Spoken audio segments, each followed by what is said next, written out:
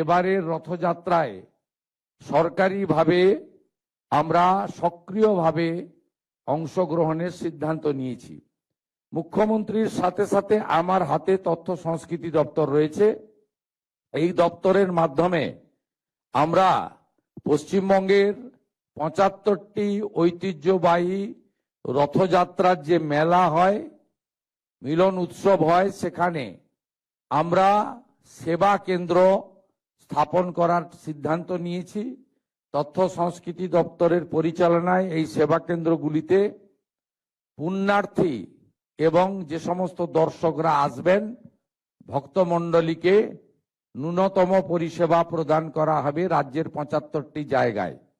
এতে পুরসভা, জেলা প্রশাসন, জেলা পুলিশ এবং সংশ্লিষ্ট রথযাত্রা কমিটিকে যুক্ত করে আমরা করছি।